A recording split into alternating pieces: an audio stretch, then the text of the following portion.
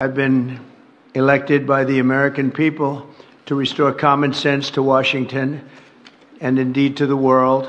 And I believe strongly that it's in the best interest of the United States, the best interest in Europe, the best interest of Ukraine, and indeed the best interest of Russia to stop the killing now and bring the world to peace. My administration is making a decisive break with the foreign policy failures of the past administration and, frankly, the past. I ran against a very foolish foreign policy establishment, and their recklessness has led to the death of many, many people. Under our administration, we're forging a new path that promotes peace around the world. Est-ce que vous allez bientôt rencontrer le président Zelensky?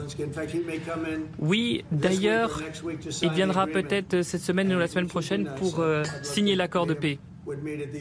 Mais j'aimerais le rencontrer ici au bureau Ovale. Donc voilà, l'accord de paix, on y travaille, on est tout proche d'un accord.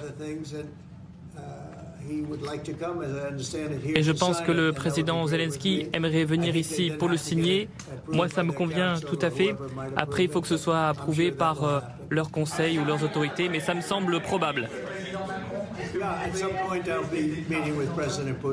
Et puis je rencontrerai le président Poutine aussi à un moment donné. Je ne peux pas vous dire quand, mais on essaye de trouver une solution. Mais oui, à un moment donné, je le rencontrerai lui aussi.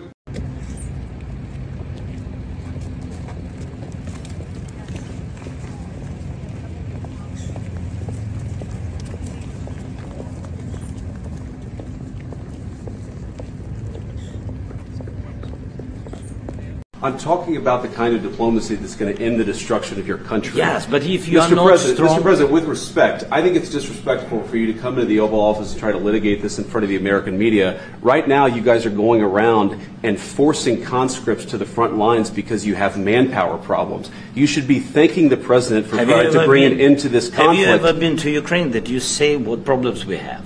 I have been to. Come once. I've actually watched and seen the stories, and I know what happens is you bring them on a propaganda tour, Mr. President.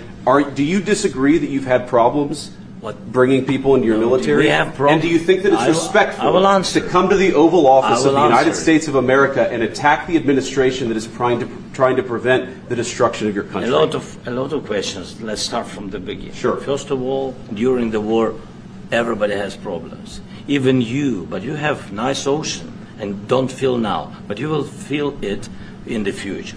God bless. You don't know that. God bless. You God bless. You will not have war. Don't tell us what we're going to feel. We're trying to solve a problem. Don't tell us what we're going to feel. I'm not telling you. Because you're in no position to dictate that. Remember this. I'm not you're in no position to dictate what we're going to feel. We're going to feel very good. You will feel influence. We're going to feel very good and very strong. You will feel influence. You're right now not in a very good position. You've allowed yourself to be in a very bad position, and he happens to be right about it. From the very beginning of the war. You're not in a good position. You don't have the cards right now. With us, you start having cards. I'm not playing cards. Right now, you don't. Yeah, you're playing cards. Mr. President. You're playing cards. Serious. You're gambling with the lives of millions of people. You're gambling with World War III. You're gambling with World War III.